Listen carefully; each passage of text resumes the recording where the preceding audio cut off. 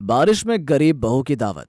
प्रिया और उसका परिवार बहुत गरीब थे, पर फिर भी प्रिया का पति अजय उसको हमेशा खुश रखता, पर उसकी सास हमेशा प्रिया से नाराज रहती। ऐसे ही एक दिन प्रिया खाना बनाती है और थोड़ा सा खाना ज्यादा बन जाता है। उस बचे हुए खाने को देखकर प्रिया की सास सुमित्रा को बहुत गुस्सा आता है और वो प्रिया पर भड़कने लगती है। बहू, ये सब क्या है? क्या तुझे खाने का हिसाब नहीं पता कि हम सब कितना खाते हैं? माँ जी, मैंने तो रोज जितना ही खाना बनाया था, पर पता नहीं आज थोड़ा सा खाना कैसे बच गया। अच्छा, तो अब तुम मुझसे झूठ भी बोलने लगी। बहू, घर में खाना दो ही कारण से बच सकता है, या तो तू बाहर से कुछ खाकर आई थी, या तो फिर तूने खाना ज्यादा बनाया था। अरे, मैं भी बहू रह चुकी हूँ, पर मजाल है आज तक मुझसे कभी भी थोड़ा सा खाना भी ज्यादा बना हो।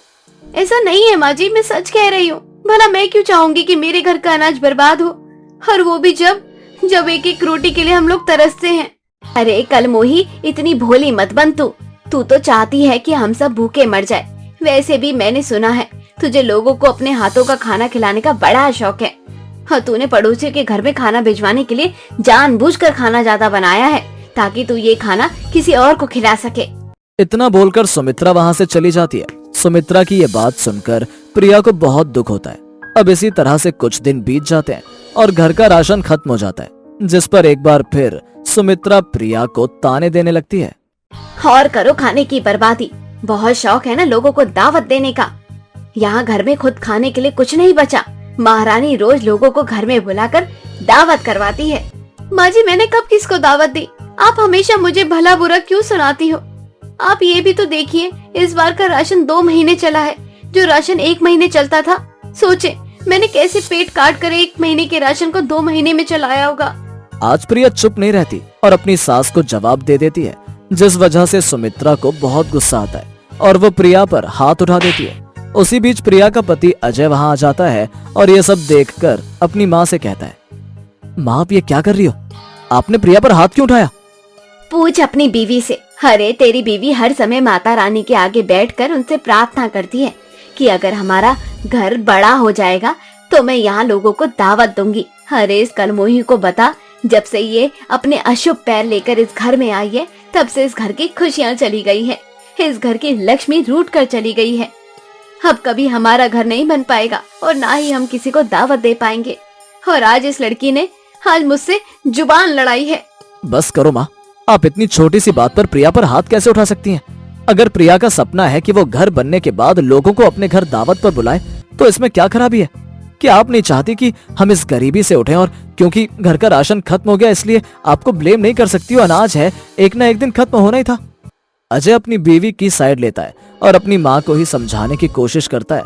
अपने बेटे को अपनी बहू की साइड देखकर सुमित्रा को बहुत गुस्सा आता है और वो मुंह बनाकर सोने के लिए चली जाती है।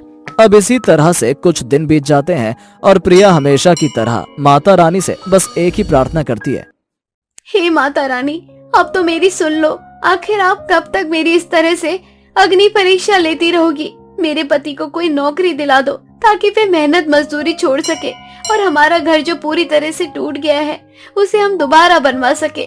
माँ, दावत सब करते हैं, मैं भी एक बार अपने इस गरीब खाने में लोगों को दावत पर बुलाना चाहती हूँ। माँ, मेरी प्रार्थना सुन लो, ये एक गरीब की पुकार है। प्रिया दिन रात माता रानी के सामने प्रार्थना करती है और अपने पति की आर्थिक तौर पर मदद करने के लिए खुद भी काम करने लगती है। अब दोनों पति पत्नी जैसे कुछ पैसे जोड़े जाते हैं और आखिरकार अपना टूटा हुआ घर बनवा लेते हैं। देखो प्रिया, आज तुम्हारा सपना पूरा हुआ, हमारा घर बनकर तैयार हो गया है। आज मुझे भी बहुत खुशी हो रही है बहू। मैं हमेशा ताने देती रही, पर आज अपना छोटा सा बना हुआ घर देखकर मुझे बहुत खुशी हो रही है। अब हमें बारिशों में भी दिक्कत नहीं होगी। बहू, तेरा हमेशा से सपना था ना कि तू अपना घर बनाए और लोगों को दावत पर बुलाए। हाँ माँ जी, सपना तो है, पर अब मेरे पास इतने पैसे नहीं है कि मैं लोगों को दावत दे सकूं। ऐसा मत बोल बहू, तेरी सास जो है हमेशा तेरे रास्ते में रुकावट बनती रही है, आज वे तेरे रास्ते से हट रही है। मेरे पास कुछ पैसे पड़े हैं, तो उन पैसों से दावत कर। मैं मोहल्ले वालों को बता देती हूँ कि कल की दावत हमारी ओर से है। अपनी सास का बदला रूप देखकर प्रिया की खुशी दोगुनी हो जाती है और वो दावत की सारी तैयारियां कर लेती है। पर अगले दिन दावत के समय पर ही तेज बारिश होने लगती है, जिस वजह से वो अपने छोटे से घर में मोहल्ले वालों को बैठाकर नहीं खिला पाती और उसकी मुश्किलें बढ़ जाती है। अजय, अब हम क्या करें? कितनी बारिश हो रही है, गली में पानी भर गया है और हमारा इतना छोटा घर है कि हम घर में किसी को दावत भी नहीं खिला सकते। अब क्या होगा? हमारा सारा खाना बर्बाद हो जाएगा। इस बारिश की वजह से हमारी दावत कहीं अधूरी ना रह जाए। प्रिया, तुम हिम्मत क्यों हारती हो? ये बारिश हमारा कुछ नहीं बिगाड़ सकती। हमारा खाना बर्बाद नहीं होगा। हम आज ही दावत करेंगे। मैं कुछ पन्नी लेकर आ रहा हूँ। छत पर हम टेंट लगा देंगे और मोहल्ले वालों को बारी बारी करके छत पर बैठाकर खाना खिलाएंगे। हाँ बहू, अजय बिल्कुल सही कह रहा है। तू फिक्र मत कर, सब ठीक हो जाएगा। जा बेटा, तू जाकर पन्नी ले आ ताकि हम टेंट लगाकर अपनी दावत पूरी कर सके। अब क्या था, अजय बारिश में भीगता हुआ कुछ पन्नी खरीद कर लाता है और छत पर पन्नी से टेंट लगा देता है और उस टेंट के नीचे ही मोहल्ले वालों को अपने हाथों से बैठाकर खाना खिलाता है। अजय बेटा, इस बरसात में दावत करने की क्या जरूरत थी? बरसात रुक जाती तब कर लेते। आंटी, हमें पता नहीं था कि आज बरसात होगी। हमारे घर में टीवी भी नहीं जो हमें न्यूज के जरिए पता चल सके। आप सभी को हमने दावत के लिए बुला लिया था और घर में प्रिया और माँ ने मिलकर खाने की भी तैयारी कर ली थी। अब ऐसे में अगर आप लोगों को दावत नहीं देता तो हमारा खाना बर्बाद होता। मोहल्ले वाले भी क्या सोचते कि दावत की बोलकर दावत नहीं दी, इसलिए बरसात में भी इस तरह से मुझे दावत करनी पड़ी। बेटा, भगवान करे तेरी गरीबी बहुत जल्दी खत्म हो जाए और इसी तरह से तू धीरे धीरे दिन दुगनी रात चौगनी करे।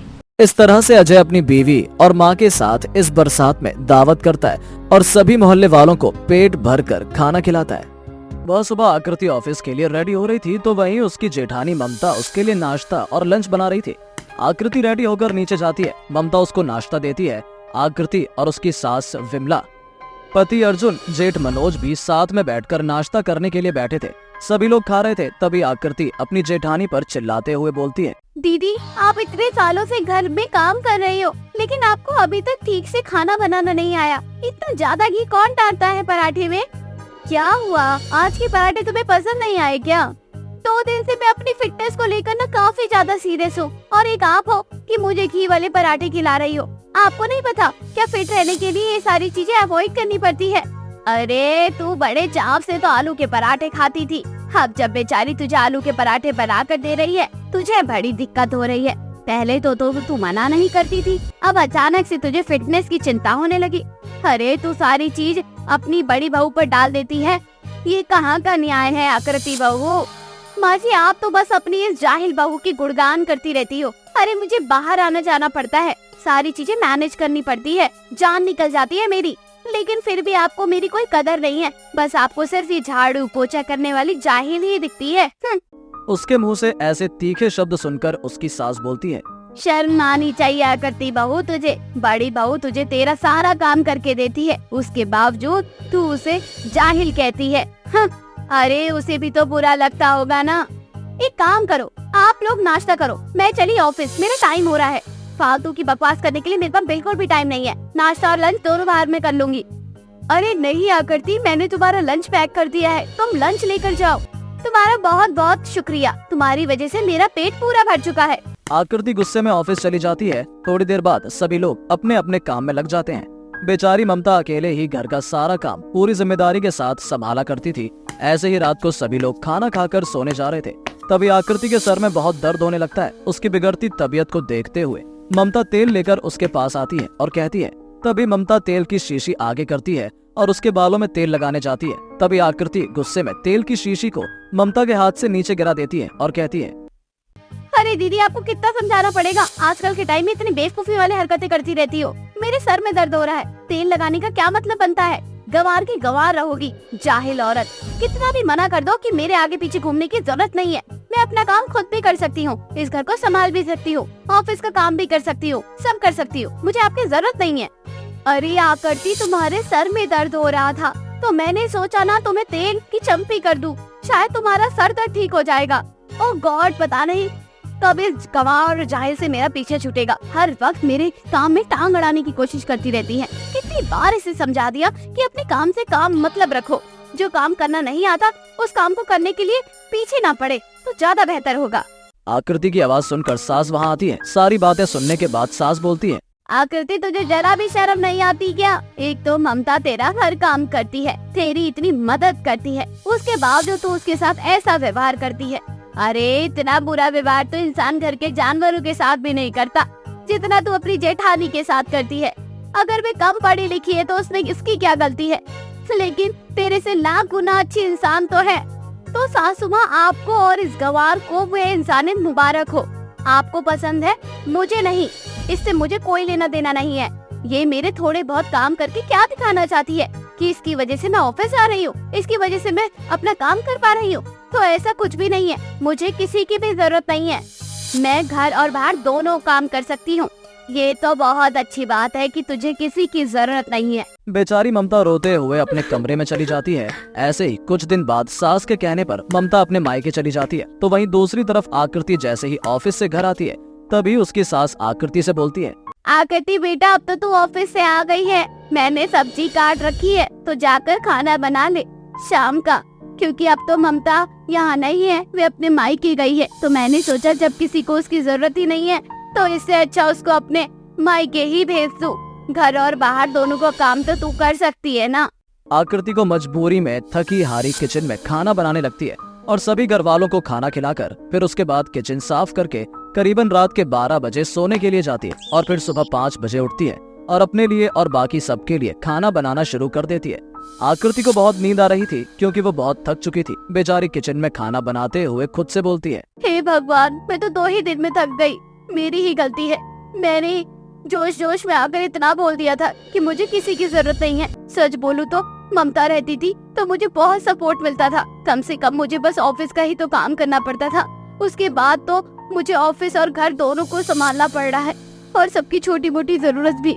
वे भी ध्यान रखो, वो भी ध्यान रखो। हे भगवान। तभी सास आवाज लगाते हुए बोलती है, अरे आकृति बहू, खाना नहीं बना क्या? अरे अब तक तो ममता बहू ने परोस दिया होता। तू क्या ही कर रही है? खाना ही बनाती रह जाएगी क्या? ऑफिस कब जाएगी? मैं तेरी मदद कर देती, लेकिन क्या करूं, अभी हड्डियों में इतनी ताकत नहीं है कि घर का काम करूं।